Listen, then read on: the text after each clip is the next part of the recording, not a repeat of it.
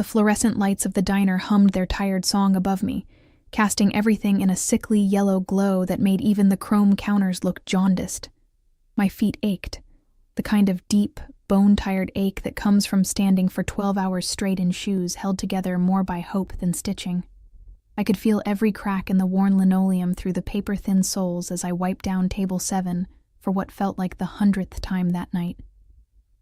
The smell of burnt coffee and grease had seeped so deeply into my uniform that I couldn't remember what my own scent was anymore, just synthetic vanilla air freshener, fighting a losing battle against decades of fried food, the sharp tang of industrial cleaner, and the particular staleness that clings to places that never close, never rest, never let their workers rest either.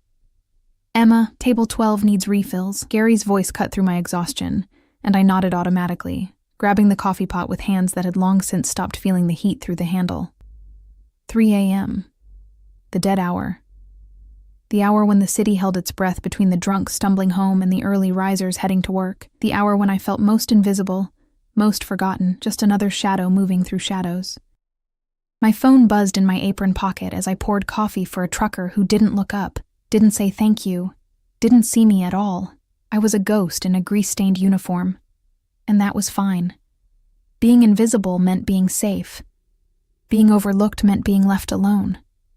But invisibility didn't pay the bills. I pulled out my phone in the back room during my break, slumping against the wall beside boxes of paper napkins and industrial-sized ketchup containers.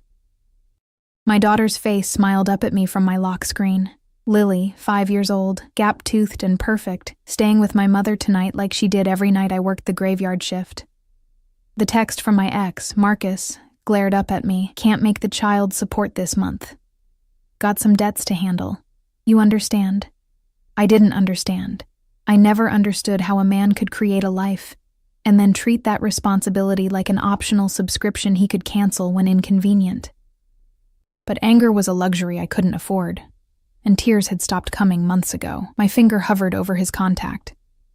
I wanted to scream at him, to demand he be a father, to tell him that our daughter asked about him every single day. Instead, I found myself typing something else entirely, something I'd never had the courage to say to his face. "Baby, I need you tonight. I can't do this alone anymore, please." My thumb trembled over the send button. Pathetic. Desperate. Everything I'd sworn I'd never be again after he left. But exhaustion makes you stupid.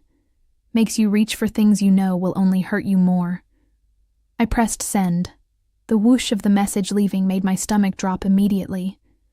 Regret flooded through me, hot and nauseating. I stared at the screen, watching the message show as delivered, then read. But something was wrong. The contact name at the top of the conversation wasn't Marcus. It was Emma Valentino. My blood turned to ice. Valentino. The customer from last week. The man in the expensive black suit who'd left a $100 tip on a $12 check, and whose business card I'd saved in my phone because you didn't throw away opportunities, even when they came from men whose eyes held secrets dark enough to drown in. No, no, no, no. The words tumbled out in a desperate whisper as my shaking fingers tried to unsend, to delete, to undo what I'd just done. But the message sat there, taunting me with its permanence. Read. Seen. Irreversible. 3 dots appeared at the bottom of the screen. He was typing. My heart hammered against my ribs so hard I thought they might crack. The back room suddenly felt smaller, the walls pressing in, the smell of grease and desperation suffocating. I couldn't breathe, couldn't think, could only stare at those 3 dots that pulsed like a countdown to disaster. The dots disappeared, then reappeared, then disappeared again. My hands were shaking so badly I nearly dropped the phone. What had I done? Men like Monsieur Valentino, men who wore suits that cost more than my yearly salary, who moved through the world like they owned it, who left tips that made my manager's eyes bulge. Those men didn't receive desperate, vulnerable texts from broke waitresses at 3 a.m. Those men didn't respond to weakness with kindness. The phone buzzed in my palm, and I almost screamed. Address. Just one word. A command, not a question. No punctuation, no warmth, just stark expectation typed in a way that suggested he was used to being obeyed without explanation. My fingers froze. Every instinct screamed at me to ignore it, to block the number, to pretend this never happened. I could claim it was a joke, a wrong number, anything but the truth of my pathetic desperation laid bare. But another part of me, the part that was drowning in bills and exhaustion and the crushing weight of doing everything alone, that part whispered dangerous possibilities. Before I could stop myself, before logic could override the reckless surrender of someone who had nothing left to lose, I typed my address. Another whoosh. Another irreversible choice. 30 minutes. The reply came instantly, and with it, a strange calm settled over me. I'd stepped off the cliff. There was no point in screaming during the fall. I told Gary I had a family emergency, grabbed my jacket, and walked out into the November cold. The night air bit at my exposed skin, turning my breath to fog. But I barely felt it. My mind was too full of questions, of fears, of the terrible anticipation that comes from not knowing if you've just made the best or worst decision of your life. The walk home took 15 minutes. My apartment building looked even more depressing than usual. Crumbling brick, flickering hallway lights, the permanent smell of mildew and other people's cooking. I climbed the 3 flights to my door with leaden feet, each step feeling like walking toward either salvation or damnation. I didn't know which I hoped for more. Inside, I caught my reflection in the bathroom mirror. Dark circles under my eyes, hair escaping from my ponytail, uniform wrinkled and stained. I looked like what I was, tired, desperate, barely holding on. There was no time to change, no point in pretending to be anything other than what he'd see anyway. 28 minutes had passed when I heard the sound of a car engine outside.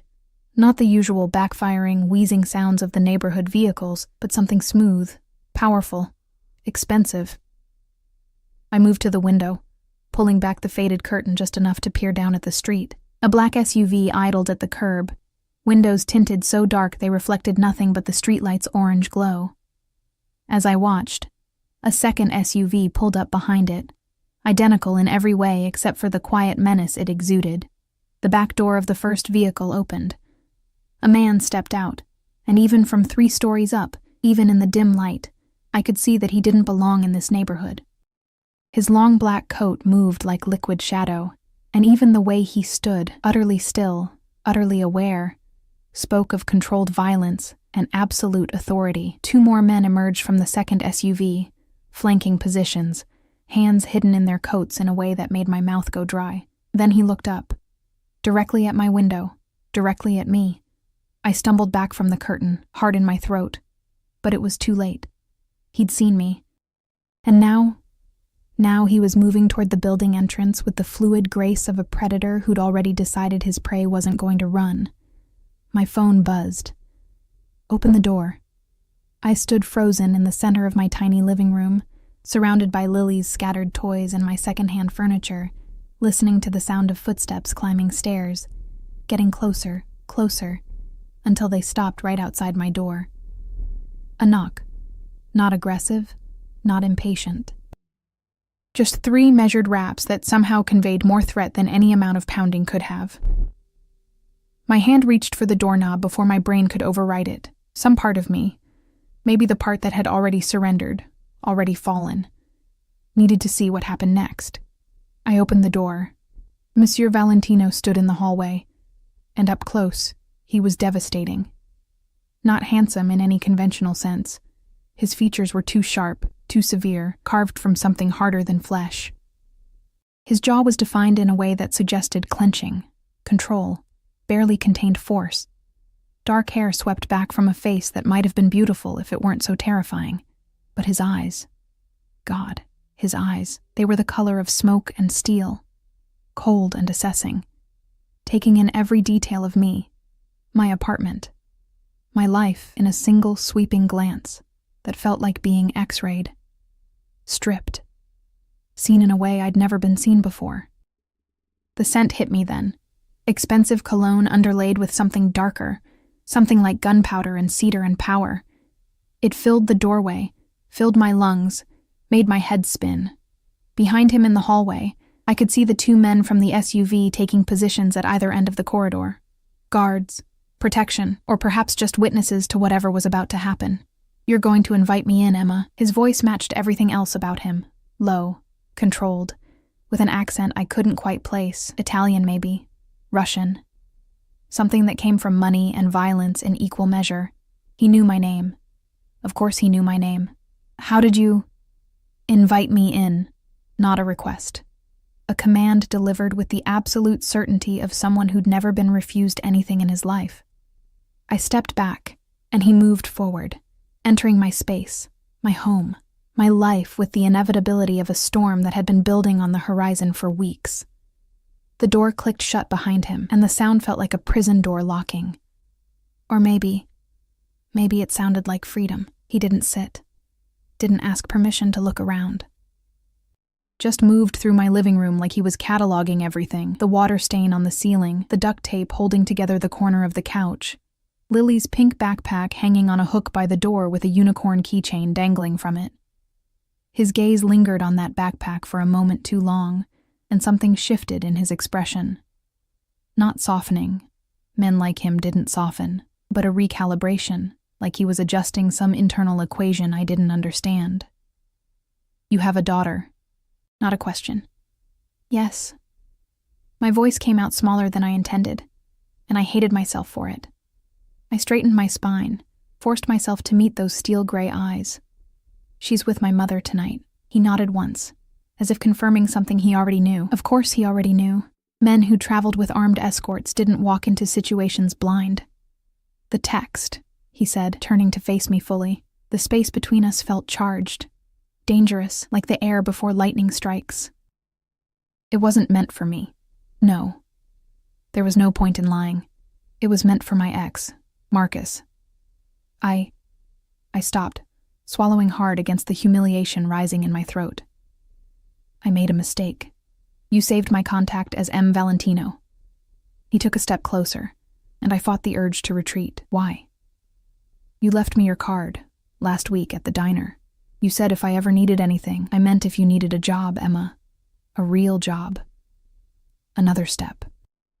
He was close enough now that I could see the tiny scar above his left eyebrow, the shadow of stubble along his jaw. Not whatever desperation made you send that text to a man who clearly doesn't deserve it. The unexpected gentleness in his voice, or maybe not gentleness but something adjacent to it, made my eyes burn. I blinked rapidly, refusing to cry in front of this stranger who somehow felt like the most dangerous person I'd ever met. I know it was stupid, I whispered. I know I shouldn't have. Show me your phone. I blinked. What? Your phone. Show me the messages with him, with Marcus. Every instinct screamed at me to refuse, to maintain some shred of dignity, some boundary between my catastrophic personal life and this man who radiated controlled violence. But those eyes, they weren't cruel. They were calculating, yes, and cold. But beneath that ice was something that looked almost like fury. Not at me. For me. My hands shook as I pulled out my phone and opened the messages with Marcus. Months of ignored requests, broken promises, excuses that grew more elaborate and less convincing with each iteration. I handed it to Monsieur Valentino, watching his face as he scrolled through my humiliation, my desperation, my pathetic attempts to make a deadbeat father care about his own child. His jaw tightened with each message. The muscle there jumped, flexed, like he was physically restraining himself from something violent.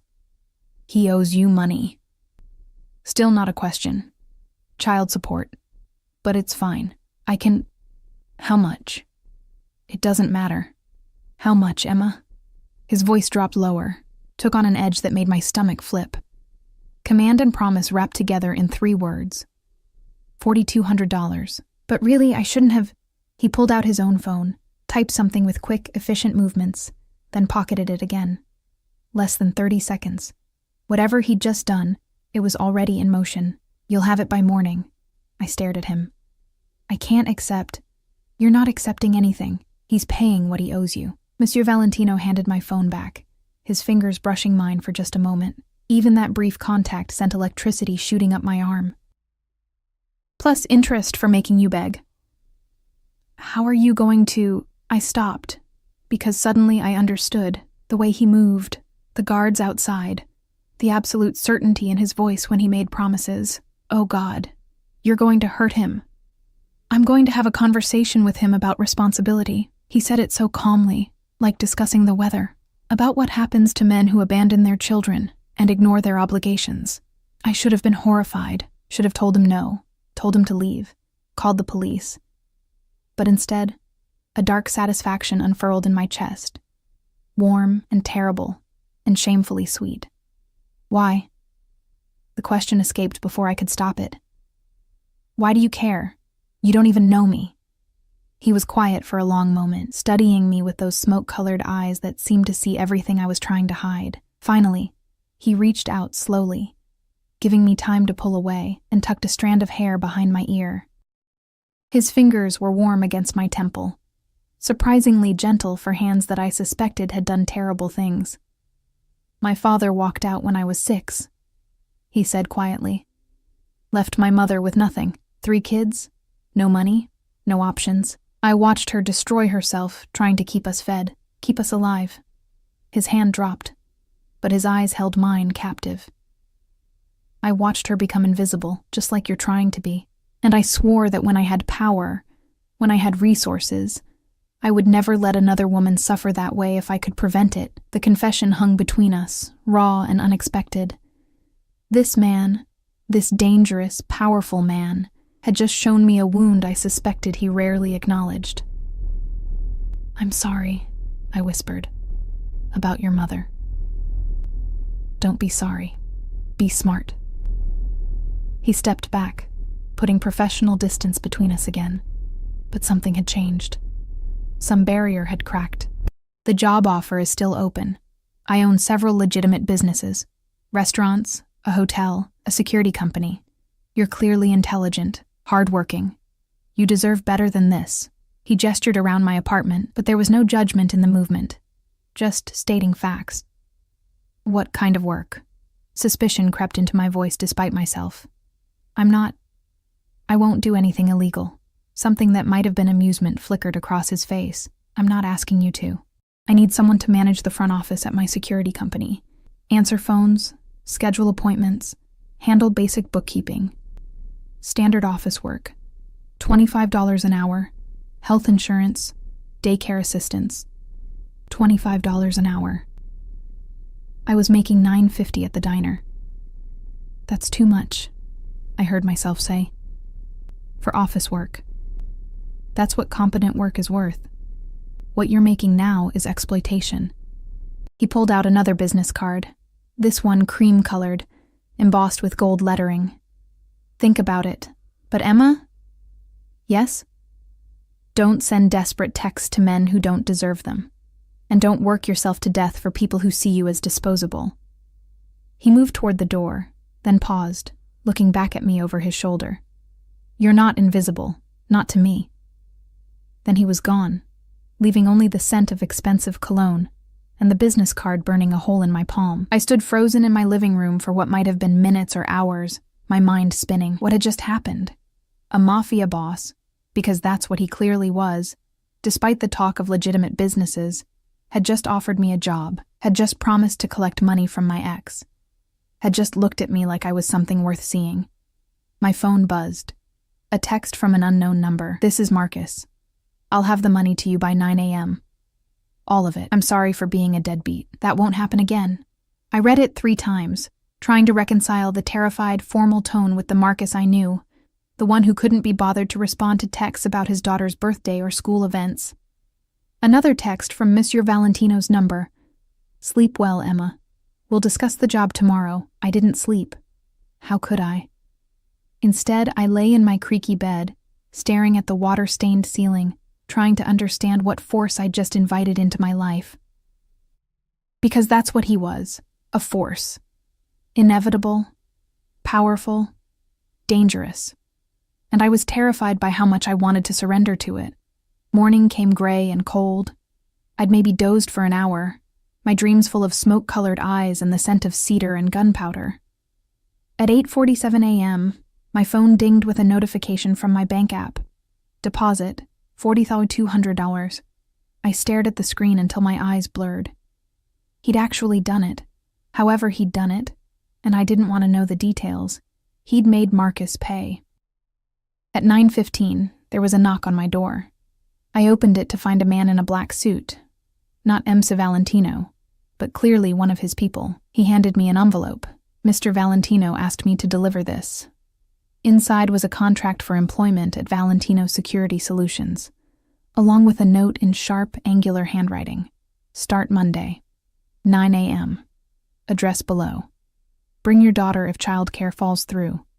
We have an on-site daycare, MV. The man was still waiting, so I looked up at him. I haven't agreed to anything yet. Mr. Valentino said you would say that. He pulled out a phone, pressed a button, and handed it to me. Emma. That voice, even through the phone, made my pulse jump. Before you refuse, go to your building's front door. Look outside. Suspicious, I walked down the 3 flights of stairs with the suited man following at a respectful distance. I opened the front door and froze. A black sedan sat at the curb. Nice, but not ostentatious. And standing next to it, looking up at my building with an expression I'd never seen before, was Marcus. He looked terrified, but more than that, he looked like he'd seen God, or maybe the devil, and learned fear for the first time in his life. When he saw me, he actually flinched. Emma! He rushed forward, stopping a careful distance away like he was afraid to get too close. I'm so sorry. For everything. I've been a terrible father, a terrible person. I'm going to do better. I swear I'm going to do better. I'll have the support payments on time from now on. Every month, and I'd like to see Lily if you'll let me. Supervised, whatever you want. I'm so sorry. I'd imagined this moment 1,000 times. Imagine Marcus finally taking responsibility, finally apologizing, finally being the father our daughter deserved. I'd imagined feeling vindicated, triumphant, relieved. But standing there, looking at his pale face and shaking hands, all I felt was cold certainty. This wasn't genuine remorse. This was terror. Monsieur Valentino had put the fear of God, or the fear of himself, into Marcus so thoroughly that my ex had transformed overnight into a model of parental responsibility. I should have been disgusted, should have sent Marcus away, rejected this forced redemption. Instead, I thought of Lily, of her asking where her daddy was, why he didn't want to see her, if she'd done something wrong to make him leave. Supervised visits, I heard myself say, once a week to start, through my mother's house. And if you miss one payment, one visit, one chance to be there for her, you'll never see her again. Understand? Yes, I understand. Thank you, Emma. Thank you so much. I turned and walked back inside without another word, the suited man following. At the top of the stairs, he handed the phone back to me. Did you see? Monsieur Valentino's voice was quiet, almost gentle. I saw. And the job? I closed my eyes, standing in the dingy hallway of my apartment building, holding a phone connected to a man who could apparently reshape reality with a few orders, a man who'd looked at my broken life and decided to fix it without asking permission, a man who made me feel seen for the first time in years. I'll start Monday, I whispered. Good. I could hear the satisfaction in his voice. I'll send a car for you, 8:30. I can take the bus. Emma. Just my name, said in that tone that brooked no argument. Let me take care of you, please. And there it was. The truth beneath everything else. This wasn't just about a job, wasn't just about helping a struggling single mother. This was about possession. He'd decided I was his to protect, his to provide for, his to keep. And God help me, I wasn't sure I wanted to stop him. The weekend passed in a strange fog of anticipation and dread. I told my mother about the new job, carefully editing out any details about how I'd obtained it, and watched her face light up with relief she tried to hide. Lily was ecstatic about the new office with the daycare, even though I hadn't committed to using it yet. But Saturday night, alone in my bed after tucking Lily in, I let myself Google M. Valentino. I shouldn't have. Ignorance might have been safer, might have let me pretend this was just a generous businessman with a soft spot for struggling mothers, but I needed to know what I was walking into. The search results painted a picture that made my blood run cold and hot simultaneously. Matteo Valentino, 34 years old, owner of multiple legitimate businesses across the city. But beneath the carefully curated public image, there were whispers, rumors, carefully worded news articles about alleged organized crime connections, and under investigation, and no charges filed. There were photos, too. Him in expensive suits at charity galas, always with a beautiful woman on his arm who looked temporary, disposable. Him leaving courthouses with lawyers flanking him like guard dogs.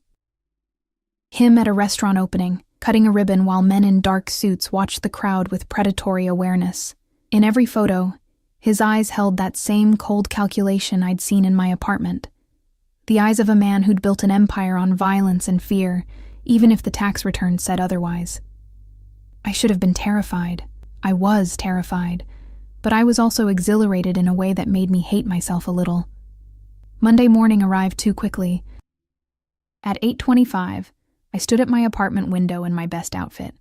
A simple gray dress that I'd bought at a thrift store 2 years ago, cleaned and pressed until it looked almost professional. My hair was pulled back in a neat bun. Minimal makeup because I didn't own much and never learned how to apply it properly. I looked like exactly what I was. A woman trying desperately to appear like she belonged in a world she'd never been invited into. The black sedan pulled up at exactly 8:30.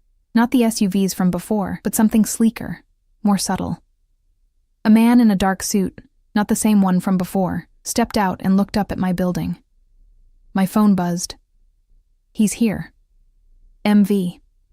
I kissed Lily goodbye, reminded my mother about pickup times from kindergarten, and walked down those 3 flights for what felt like the last time as the person I used to be. The driver opened the back door without a word. The interior was leather and new car smell and a level of luxury I'd only seen in movies. I slid in, feeling like an imposter. My thrift store dress suddenly shabby against such opulence. We drove through the city in silence, leaving my crumbling neighborhood behind, passing through commercial districts until we reached an area I recognized from window shopping on my rare days off. The business district, where buildings were glass and steel and ambition. The car pulled up to a modern office building, all sharp angles and tinted windows. Valentino's Security Solutions was etched in brushed metal letters near the entrance. The driver opened my door, 10th floor. Mr. Valentino is expecting you. The elevator was mirrored on all sides, forcing me to confront my reflection from every angle. I looked small, uncertain, terrified. I forced my spine straight, my chin up. Whatever this was, whatever I'd agreed to, I would face it with whatever dignity I could manufacture. The 10th floor opened into a reception area that took my breath away. Modern furniture in black and cream, artwork that looked original and expensive, floor-to-ceiling windows overlooking the city. And behind a curved desk that probably cost more than my yearly rent, sat a woman in her 50s with perfect posture and sharp eyes. Emma Reeves. She smiled, but it didn't reach her eyes. Assessment, calculation. I'm Patricia. I'll be training you for the next 2 weeks. Mr. Valentino is in a meeting but asked that you wait in his office. His office. Of course. Patricia led me down a hallway lined with doors marked conference room, file storage, security. Everything looked legitimate, professional, exactly like a security company should look. But I could feel the undercurrent. The way every person we passed looked at me with knowing eyes, the way Patricia's smile held secrets, the way the whole place hummed with something darker beneath its polished surface. She opened a door at the end of the hall, and I stepped into Matteo Valentino's private domain. The office was enormous, probably bigger than my entire apartment. One wall was entirely windows, offering a view of the city that made me dizzy. The others held bookshelves filled with leather-bound volumes, artwork that looked Renaissance era, a bar cart with crystal decanters filled with amber liquid, and behind a massive mahogany desk sat the man himself. He looked up from his computer as I entered, and something shifted in his expression. Softened, maybe, or perhaps just focused entirely on me in a way that made breathing difficult. Emma. He stood, buttoning his suit jacket in one smooth motion. Today he wore charcoal gray, the fabric draping perfectly over his broad shoulders. Thank you, Patricia. I'll handle her orientation from here. Patricia's eyebrows rose fractionally, but she nodded and left, closing the door with a soft click that sounded far too final. We were alone. You came. He said it with satisfaction, like there'd been doubt. You sent a car, and a contract with a salary I can't refuse. I forced myself to meet his eyes. Not much of a choice. There's always a choice, Emma. He moved around the desk, each step measured, controlled. You could have stayed at the diner, could have struggled and stayed invisible and safe. He stopped a few feet away, close enough that I could smell that cedar and gunpowder scent again. But you're here. Why? The honest answer was too dangerous, too revealing, so I gave him a partial truth instead.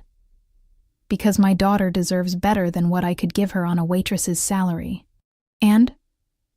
He tilted his head slightly, studying me like I was a puzzle he was determined to solve. And because you saw me. The words escaped before I could stop them. Raw and vulnerable, and true. Nobody has really seen me in years. I've been invisible, disposable, barely surviving, but you looked at me like I mattered. The air between us crackled with tension so thick I could taste it.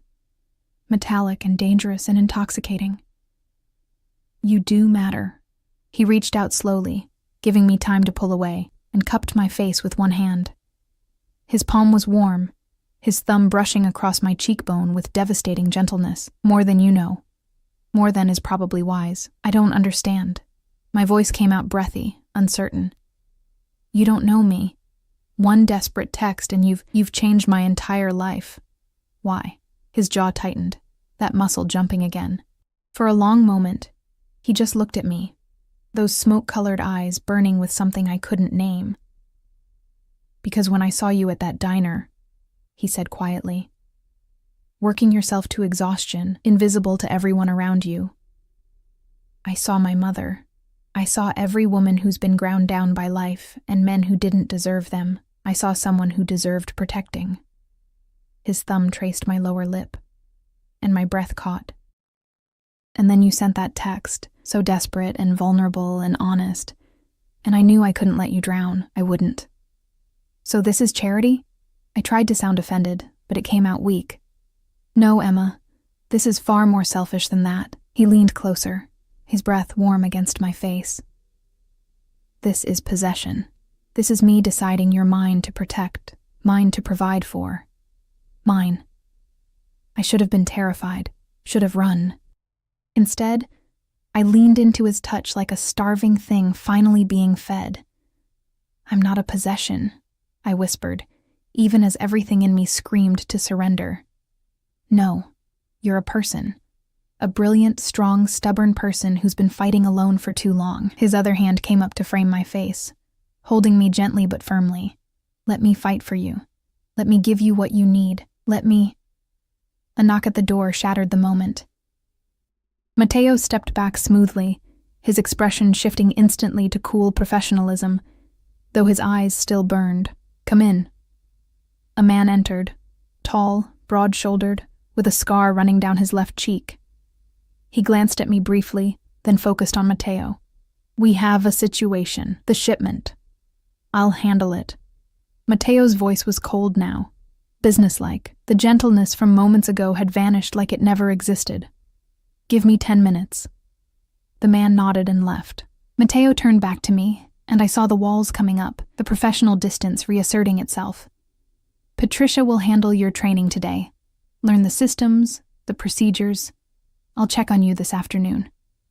What kind of situation? The question escaped before I could stop it. What shipment? His expression darkened. The kind you don't ask about if you want to keep working here. Understand? It should have sounded like a threat. Instead, it sounded like protection. Him trying to keep me separate from the darkness he operated in. I understand. Good. He moved toward the door, then paused. Emma, don't go outside without security. Don't take public transportation home. The driver will be available whenever you need him. Why? What's happening? Nothing you need to worry about.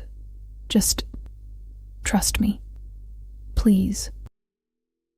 Then he was gone, leaving me alone in his enormous office, surrounded by luxury and books and artwork, feeling more confused and terrified and alive than I had in years. The rest of the day passed in a blur of training. Patricia was efficient, professional, and clearly had her own theories about why the boss had personally hired me. The work itself was straightforward: answering phones, scheduling appointments, managing files. Legitimate business for a security company that also provided private consultations and asset protection services. I didn't ask what those euphemisms meant. I didn't want to know. But I noticed things. The way everyone deferred to Matteo when he passed through the office, not with employee respect, but with something closer to fear. The way conversations stopped when I entered rooms. The way security cameras covered every angle, every entrance, every blind spot. This wasn't just a security company. It was a fortress, and I was now inside its walls. At 4:30, Patricia informed me I was done for the day. "Your driver is waiting downstairs. Same time tomorrow." I gathered my purse, my sad, worn purse that looked ridiculous in these surroundings, and headed for the elevator. But before I reached it, a hand caught my elbow. Matteo. He'd appeared from nowhere, silent as smoke. "How was your first day?" He guided me into the elevator, pressing the button for the parking garage rather than the lobby. Overwhelming, but good. I glanced at him sideways. "Patricia thinks you're sleeping with me." "Patricia thinks I sleep with everyone." He said it without concern. "Let her think what she wants. Your performance will prove otherwise." The elevator descended into the underground garage, fluorescent lights flickering overhead. When the doors opened, I expected to see my driver. Instead, I saw Matteo's black SUV, the same one from that first night, flanked by 2 others, and standing beside them were at least 6 men in dark suits, all watching the elevator with predatory alertness. "What's going on?" My voice came out smaller than I intended. A precaution. Matteo's hand moved to the small of my back, warm through the thin fabric of my dress. "There's been some tension with a rival organization. Until it's resolved, I'm personally ensuring you get home safely. You don't need to, Emma." He turned me to face him, hands on my shoulders.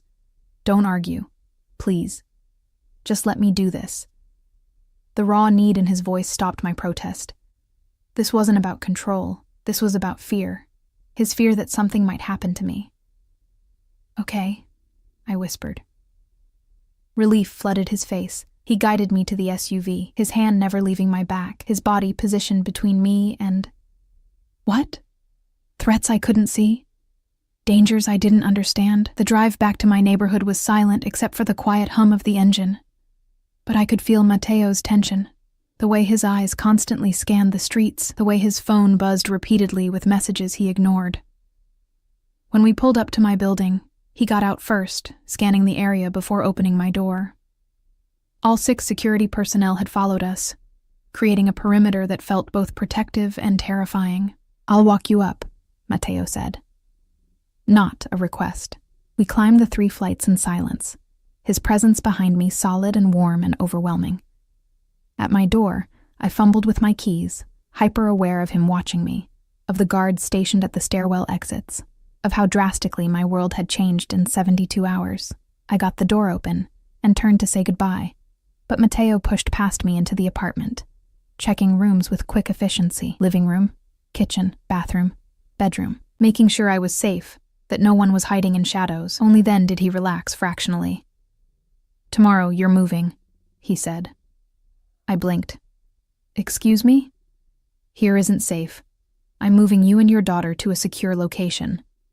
You can't just..." "I can. I will. I won't risk you." His eyes were fierce, desperate. "I won't lose you before I even have you." And there it was. The truth laid bare. This wasn't protection. This was obsession. And I was falling into it like quicksand, terrifying and inevitable and impossible to escape. "Matteo," I whispered. "What have I gotten myself into?" He stepped closer, cupping my face with both hands, forcing me to meet his eyes. "Me, Emma, you've gotten yourself into me, and I don't let go of what's mine." Then he kissed me. The kiss wasn't gentle. It was possession and desperation and hunger all rolled into one devastating moment. His lips claimed mine with an intensity that stole my breath, his hand sliding from my face into my hair, tilting my head back to deepen the kiss. I gasped against his mouth, and he took the opportunity to taste me more thoroughly, his tongue sliding against mine in a way that made my knees weak. I should have pushed him away, should have maintained boundaries, kept this professional, protected myself from the inevitable heartbreak of wanting a man who lived in violence and danger. Instead, I grabbed his suit jacket and pulled him closer. He groaned against my mouth, the sound raw and unguarded, and suddenly I was pressed against the door with his body pinning me there. I could feel every hard plane of him, the controlled strength in his frame, the barely restrained need that matched my own. His phone buzzed insistently in his pocket, vibrating against my hip. He ignored it, his kisses moving from my mouth to my jaw, down to my neck where he found the pulse point that made me whimper. "Matteo," I gasped. "Your phone?" "I don't care." His teeth grazed my throat, sending electricity shooting down my spine. "Let the world burn. Right now, there's only you." The phone kept buzzing, urgent, insistent, impossible to ignore. He pulled back with a vicious Italian curse, his breathing ragged, his eyes dark with frustrated desire. He yanked the phone from his pocket and answered with barely controlled fury. "What?" I couldn't hear the other side, but I watched his expression shift from desire to cold calculation in seconds. Whatever was being said, it was serious. "I'll be there in 20 minutes. He ended the call and looked at me with regret so profound it hurt. "I have to go." "But Emma..." "I know. Business." I tried to sound understanding, but disappointment flooded through me. "No, not just business."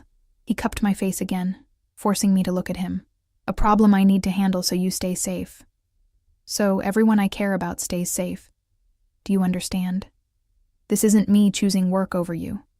This is me protecting you." "From what?" "From people who would use you against me if they knew..." He stopped, jaw clenching. "If they knew how much you've come to matter in 3 days. 3 days. That's all it had been. 72 hours since I'd sent that wrong text, and my entire world had been turned inside out by a man who kissed me like I was oxygen and looked at me like I was something precious and breakable. Be ready tomorrow morning, 6 a.m. I'm moving you and Lily to a secure apartment. Everything will be arranged." He kissed me again, hard and fast. "Don't argue, please."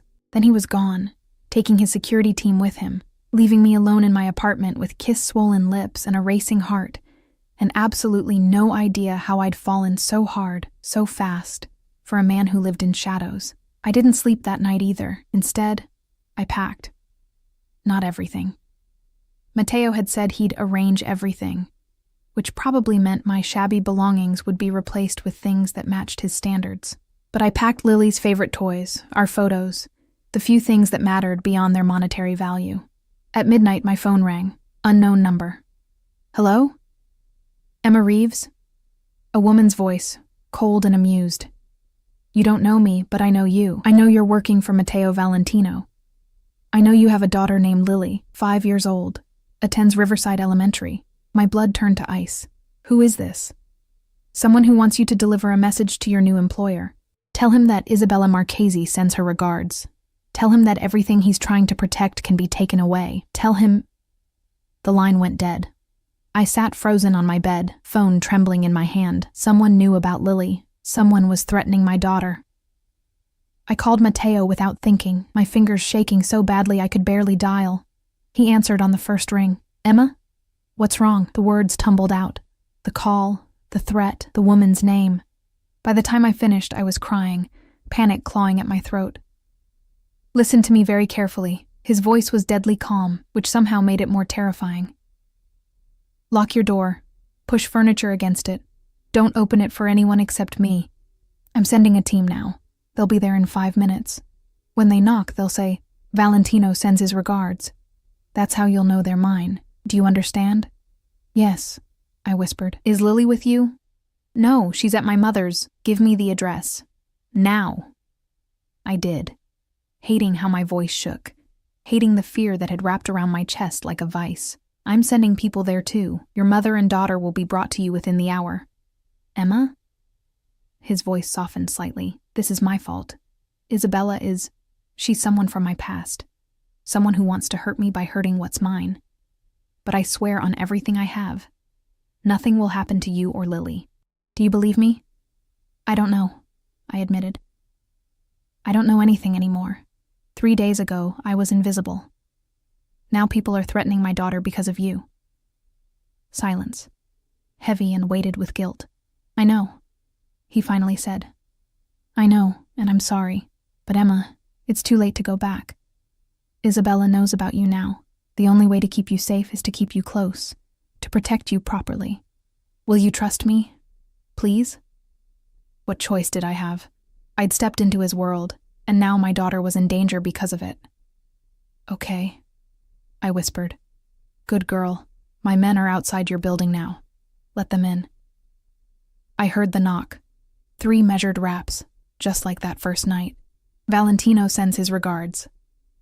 I opened the door to find 4 men in tactical gear, armed with very visible weapons. They swept through my apartment with military efficiency, checking every corner, every window, every possible entry point. Clear, the lead one said into his radio, then to me. Ma'am, we'll be stationed outside your door and at the building exits until Mr. Valentino arrives. Your mother and daughter are being picked up now. They're safe. I nodded, numb with shock and fear. True to his word, within an hour there was another knock. I looked through the peephole to see my mother holding Lily, both of them flanked by more men in dark suits. I threw open the door and pulled them inside, crushing Lily against me. Mommy! She squealed, delighted by the late-night adventure. We got to ride in a fancy car with nice men, and they said we're going to a new house. My mother's eyes were wide with fear and confusion. Emma, what is happening? Who are these people? They said you were in danger. I'll explain everything, I promised, though I barely understood it myself. I need you to trust me. We're safe now. Another knock. My heart jumped into my throat. It's me. Matteo's voice came through the door. I opened it to find him standing there in the same suit from earlier. But now it was rumpled, his tie loosened, a smear of something dark on his cuff that I desperately hoped wasn't blood. His eyes were wild, searching, and when they landed on me, they filled with such relief I felt it in my bones. He stepped inside, his gaze sweeping over me, checking for injuries. Then he knelt down to Lily's level, his expression softening in a way I'd never seen. Hello, Principessa, he said gently. I'm Matteo. I'm a friend of your mommy's. Lily studied him with 5-year-old directness. You're very tall, and you have sad eyes. Something cracked in his expression. Surprise, maybe, or recognition. I do have sad eyes sometimes. You're very observant. Mommy says I notice everything. She tilted her head. Are you the one keeping us safe from the bad people? Yes, sweetheart, I am. And I promise nothing bad will happen to you. Ever. The conviction in his voice, the fierce protectiveness, it should have terrified me. Instead, it made something deep in my chest ache. My mother was watching this interaction with wide eyes, clearly piecing together far too much. Emma, we need to talk. Privately, Matteo stood nodding. I'll stay with Lily. Emma, talk to your mother. But we leave in 20 minutes. Everything is ready. I led my mother into the bedroom, closing the door. Is he who I think he is? She hissed. Emma, please tell me you haven't gotten involved with Matteo Valentino. Please tell me you're not that foolish. You know who he is? Everyone knows who he is. He's dangerous, Emma. His family, they're criminals. Organized crime. The kind of people who disappear their problems. She grabbed my hands. What were you thinking? I was thinking that I was drowning. The words burst out of me, raw and angry. I was thinking that I couldn't pay rent. Couldn't feed my daughter properly. Couldn't keep working 16-hour days and still make ends meet. He offered me a way out, and I took it. And now someone is threatening Lily because of him. I know. Tears burned my eyes. I know, Mom. But I can't go back. It's too late. He's right. Now that they know about us, the only way to stay safe is to stay with him, under his protection. My mother's face crumpled. Oh, Emma, what have you done? What I had to do to survive, I whispered. What I had to do to give Lily a better life. But at what cost? I didn't have an answer for that. 20 minutes later, we were in Mateo's SUV, driving through the city toward an address I didn't recognize. Lily had fallen asleep in my lap, exhausted by the adventure. My mother sat stiffly beside me, radiating disapproval and fear. Mateo sat in the front passenger seat, his phone constantly buzzing with updates. I could hear fragments of his conversations, terse, cold, commanding. He was hunting Isabella Marchesi, I realized. Hunting whoever had dared to threaten us. We pulled up to a luxury high-rise in one of the city's most expensive neighborhoods. The building was all glass and steel, with a doorman and security desk, and the kind of elegance that made my thrift store dress feel even shabbier. Penthouse, Mateo said, guiding us to a private elevator that required a key card. 3 floors, full security system, panic room, guards stationed on the floor below. You'll be safe here. The elevator opened directly into the apartment, and I stopped breathing. It was enormous. Floor-to-ceiling windows offering a view of the entire city, glittering like stars below us. Modern furniture in soft grays and creams, artwork on the walls, a kitchen that looked like something from a magazine. And through an open doorway, I could see a bedroom with a princess castle bed already set up. For Lily. You did this today? I turned to Mateo, stunned.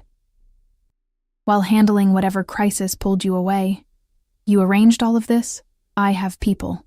He said it like it was nothing, like transforming an apartment into a home for a woman, and child he barely knew was just another task to delegate. The master bedroom is through there. Your mother can have the second bedroom. Lily's room has the castle bed and every toy I could think a 5-year-old might want. My mother was staring around in shock, her disapproval warring with stunned appreciation. This is too much, I managed. Mateo, I can't. You can. You will. He stepped closer, his hand finding mine, fingers intertwining. Emma, I meant what I said. You're mine now. That means I take care of you. That means I give you everything you need, and most of what you want. That means you live somewhere safe and beautiful and worthy of you. I'm not worth this, I whispered. His hand came up to cup my face, thumb brushing away a tear I hadn't realized had fallen. You're worth so much more. You just haven't seen it yet. But I see it, Emma. I see you. Behind us, my mother cleared her throat awkwardly. I'm going to put Lily to bed in her new room. Emma, we'll talk in the morning. She disappeared down the hallway, carrying my sleeping daughter, leaving me alone with Mateo in this impossible apartment that felt like a dream or a trap. I couldn't decide which. I need to go, he said quietly. Isabella is still out there, and I need to handle this personally. But I'll have guards here at all times. Don't leave the apartment without security. Don't open the door unless you're expecting someone specifically. And Emma? Yes? I'm sorry. I'm sorry I brought danger to your life. I'm sorry I pulled you into my world without warning you what that meant. But I'm not sorry I found you. I'm not sorry I want you, and I won't apologize for doing everything in my power to keep you safe. He kissed me then, softer than before, tinged with regret and promise and barely restrained need. When he pulled away, his eyes were dark with emotions I couldn't name. Sleep well, Bella. I'll see you tomorrow. Then he was gone, leaving me in a penthouse apartment that cost more than I'd earn in a lifetime, surrounded by luxury I'd never imagined. Trapped in a gilded cage by a man who terrified and captivated me in equal measure. I walked to the windows and looked out at the city below, glittering and beautiful and full of shadows, where men like Mateo operated. And I wondered if I'd been saved or captured, or if, maybe, they were the same thing. I didn't see Mateo for 3 days. 3 days of living in luxury that felt increasingly like a prison, no matter how beautiful the bars. 3 days of guards stationed outside our door, in the lobby, probably on the roof for all I knew. 3 days of my mother's worried glances, and Lily's innocent questions about when Mr. Mateo with the sad eyes would visit again. 3 days of wondering if I'd made a terrible mistake. Patricia called on the second day to tell me to take the week off, that Mr. Valentino had situations to handle and wanted me to settle into the new apartment. Her tone suggested she knew exactly what kind of situations, and that I should be grateful to be kept separate from them. I was grateful, and terrified, and confused by how much I missed him. On the fourth morning, I woke to find my mother already up, coffee brewing, staring out the floor-to-ceiling windows with an expression I couldn't read. "You love him," she said without turning around. "I barely know him." "That's not what I asked." She turned to face me, her eyes sad and knowing. "Emma, I see how you look at your phone every time it buzzes, hoping it's him. I see how you watch the door. I see you falling. And I'm terrified because men like him, they destroy everything they touch, even when they're trying to protect it. He saved us," I said quietly. "He gave us safety, security, a home. He made Marcus finally take responsibility. He put you in danger in the first place by claiming you as his." My mother's voice wasn't angry, just resigned. "That woman who called, who threatened Lily, she did it because you matter to him, because he made you a target by wanting you." The truth of it sat heavy in my chest. But so did another truth, one I'd been avoiding. "I know," I whispered, "but Mom, I was drowning before him, working myself to death, invisible, barely surviving. He makes me feel seen. He makes me feel like I matter, like I'm worth protecting. Is that so wrong?" "No, baby. It's not wrong. It's just dangerous." She crossed to me, pulling me into a hug. "Just promise me you'll be careful. Promise me you won't lose yourself in him." I couldn't make that promise. I suspected I'd already started losing myself the moment I opened my door to him that first night. Late that afternoon, while Lily napped and my mother read in her room, the penthouse elevator chimed. My heart leaped into my throat. The guards would have announced to anyone coming up. Unless... The doors opened, and Matteo stepped out. He looked like he hadn't slept in days. His suit was immaculate, but his eyes were shadowed, his jaw dark with stubble, his expression carved from exhaustion and something darker. When he saw me, everything in him seemed to collapse inward with relief. "Emma." Just my name, spoken like a prayer. "You look terrible," I said, which wasn't what I'd meant to say at all. I'd meant to demand answers, to ask about Isabella, to maintain some dignity and distance. Instead, I crossed to him, and he caught me in his arms, burying his face in my hair, breathing me in like I was oxygen, and he'd been drowning. "I'm sorry," he murmured against my temple. "I'm sorry I disappeared. I had to handle things. Had to make sure." He pulled back to look at me, his hands framing my face. "Isabella is gone.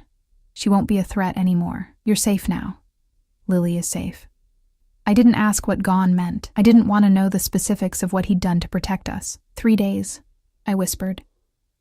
3 days without a word. I know. I couldn't risk contacting you, couldn't risk anyone tracing communication back to you while I was handling things. But Emma, every second, you were all I thought about. Getting back to you. Making sure you were safe. Making sure... He stopped, his jaw clenching. "Making sure I didn't lose you before I even had you." "You don't have me," I said. But it came out weak, unconvincing. "Don't I?" His thumb traced my lower lip, his eyes dark with need and exhaustion and barely restrained hunger. "Then why does it feel like you're the only thing keeping me human? Like without you, I disappear completely into the darkness I operate in?" "Matteo, I love you." The words burst out of him, raw and desperate. "I know it's too soon. I know it's insane. I know I have no right, but I love you, Emma. I loved you from the moment you opened your door to me looking terrified and brave and so fucking beautiful I couldn't breathe. I love how you see me, really see me. Not the power or the money or the fear, but the man underneath who's just as lost and desperate as you were." Tears burned my eyes. "You can't love me. You don't even know me. I know you work yourself to exhaustion for your daughter. I know you'd rather starve than ask for help. I know you sent a desperate text to the wrong person, and instead of being humiliated, you faced me with dignity and strength. I know you're terrified of me, but you let me in anyway. I know you taste like hope and feel like home." His forehead pressed against mine. "Tell me I'm wrong. Tell me you don't feel this too." I couldn't. Because he wasn't wrong. In 4 days, this man had become gravity. The force that kept me grounded, and the thing that might destroy me if I got too close. "I feel it," I admitted, "and it terrifies me." "Good. Be terrified. Be smart. But Emma..." He kissed me softly, desperately. Don't run. Please don't run from this. From us.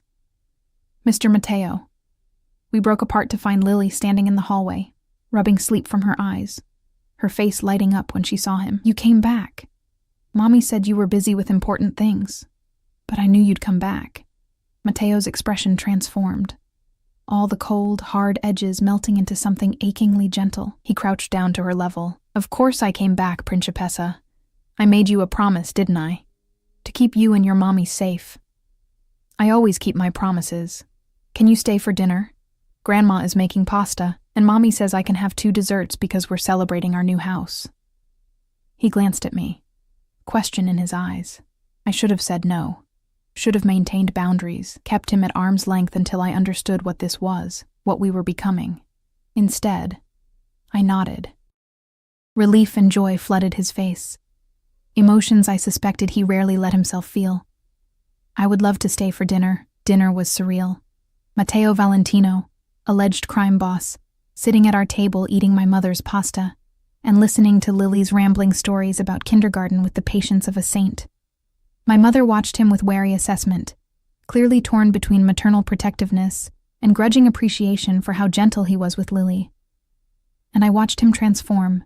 The cold, controlled man who commanded fear and respect melted into someone softer, someone who laughed at Lily's jokes and complimented my mother's cooking, and looked at me across the table with eyes full of promises I wasn't sure I should believe. After dinner, he insisted on doing the dishes while my mother put Lily to bed. We stood side by side at the sink, this powerful, dangerous man with his sleeves rolled up, drying plates while I washed, in comfortable silence that felt more intimate than any kiss. Thank you, I said quietly.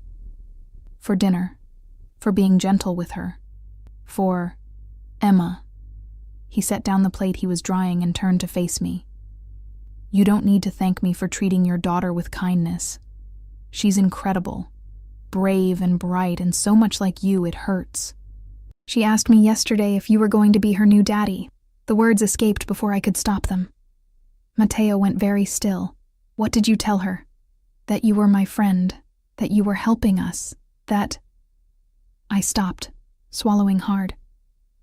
That I didn't know what you were to us yet. And now? He stepped closer, soap bubbles still clinging to my hands as he took them in his. Do you know now? I know that I'm falling for you, and it terrifies me. I know that you've turned my entire world upside down in less than a week.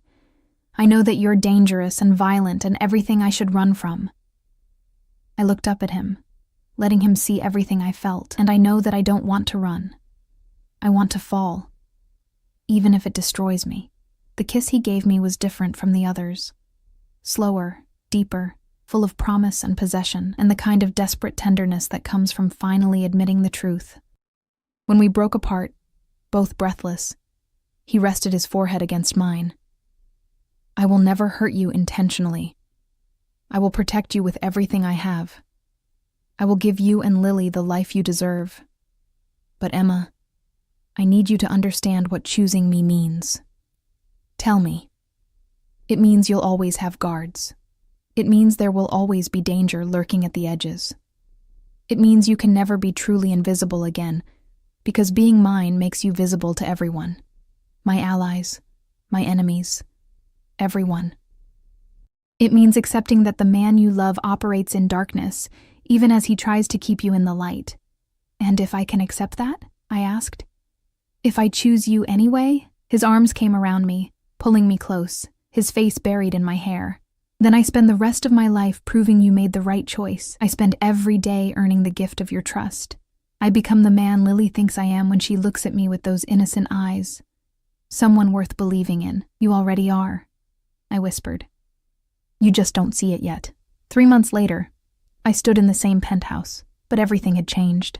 My mother had moved into a safer apartment nearby, one Mateo had arranged and refused to let her pay for. Marcus saw Lily every Saturday under supervised visitation, terrified into being the father he should have been from the start.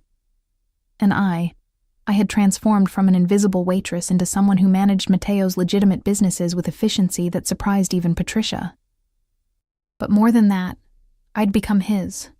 Not in the possessive, controlling way I'd feared, in the way that mattered, the way of partnership, of being seen and valued and loved with an intensity that still took my breath away. He'd been right about the danger. There had been 2 more incidents, attempts by rivals to use me as leverage. Both had been handled swiftly, violently, and I'd learned not to ask for details. I lived in a strange duality now, managing spreadsheets and appointments by day, while armed guards ensured my safety, loving a man who was gentle with my daughter, but ruthless with his enemies. The elevator chimed, and Lily ran to greet Matteo as he emerged, squealing when he scooped her up and spun her around. "Mommy, Mr. Matteo brought flowers again. He always brings flowers on Fridays." He set her down and crossed to me, pressing a kiss to my temple as he handed me a bouquet of white roses, my favorite, which he'd learned within the first week. "How was your day, Bella?" His hand settled on my waist, warm and possessive and home. "Busy. The restaurant's quarterly reports need your signature, and Patricia says the hotel needs new security protocols installed. Later." He pulled me closer, his eyes soft in that way that was only for me and Lily. "Right now, I want to have dinner with my girls and pretend the world doesn't exist beyond these walls." "You know it does exist," I reminded him gently. "You can't hide from it forever." "No. But I can steal moments of peace with the woman I love, and the child who's become mine in every way that matters." He kissed me softly. "Let me have this, Emma. Let me have you." And I did. Because somewhere between that desperate text and this moment, I'd learned something crucial. Love isn't about finding someone safe. It's about finding someone worth the risk. Someone who sees your darkness and doesn't run. Someone who protects your light even as they operate in shadows. Matteo Valentino was dangerous. He was violent. He was everything I should have feared. But he was also the man who'd seen me when I was invisible, who'd given me safety when I was drowning, who looked at my daughter like she was precious, and at me like I was his salvation. And maybe that's what we were to each other. Salvation and damnation wrapped together so tightly, they became the same thing. That night, after Lily was asleep and the city glittered below us like fallen stars, Matteo pulled me onto the balcony. The November air was cold, but his arms were warm around me, his chin resting on top of my head as we looked out at the world we'd built together. "Do you regret it?" he asked quietly. "That text? Everything that came after?" I thought about my tiny apartment, the graveyard shifts, the exhaustion and invisibility and desperation. I thought about the danger and the fear and the violence lurking at the edges of our beautiful life. Then I thought about Lily's laughter, my mother's relief, the way Matteo looked at me like I was his entire world, the way I'd learned to breathe again, to believe I deserved more, to understand that being seen, truly seen, was worth any risk. "No," I whispered, turning in his arms to look up at him. "I don't regret it. Not for a second." "Good." He kissed me slowly, thoroughly, with the kind of possessive tenderness that made my knees weak. "Because you're mine now, Emma Reeves. For as long as you'll have me. For as long as I'm breathing. Longer if I can manage it." "That's a very long time," I teased, even as tears pricked my eyes. "Not nearly long enough." His hand came up to cup my face, thumb brushing away a tear that had escaped. "I love you. I will always love you. You and Lily. You're my family now, my home, the light in all my darkness." "I love you too," I said, and meant it with every fiber of my being. "Even though you're terrifying and possessive and probably clinically obsessed with protecting me." "Definitely clinically obsessed." He grinned, rare and beautiful and devastating. "But you knew what you were getting into when you sent that text." "I sent it to the wrong person," I reminded him. "No, Bella."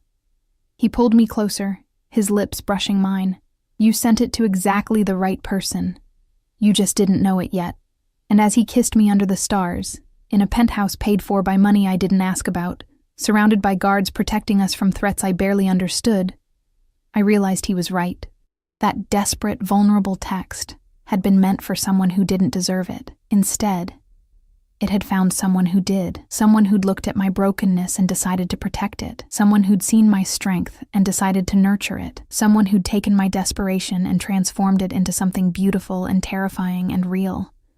I'd sent a text to the wrong person and found exactly who I needed. 6 months later, Lily stood in a flower girl dress, scattering rose petals down an aisle while my mother cried happy tears. And I walked toward a man who'd transformed from stranger to savior to soulmate, wearing a ring that caught the light and promised forever. "You look beautiful," Mateo whispered as I reached him, his eyes suspiciously bright. "You look happy," I whispered back. Like the sad eyes Lily noticed are finally smiling, because of you, because of her. Because you both taught me that love isn't weakness. It's the strongest thing I have. He took my hands, his grip warm and steady and sure. "Ready to officially become mine? I've been yours since the moment you walked through my door," I admitted. "This is just making it official." And as we said our vows, surrounded by people who'd become family and guards who'd become friends, I thought about that desperate night 4 months ago. About exhaustion and invisibility, and a text sent to the wrong number. About how the worst mistakes sometimes lead to the best destinations. About how sometimes being saved and being captured are exactly the same thing. About how love, real, terrifying, all-consuming love, doesn't care about timing or logic or whether it makes sense. It just is. And that was enough. More than enough. It was everything.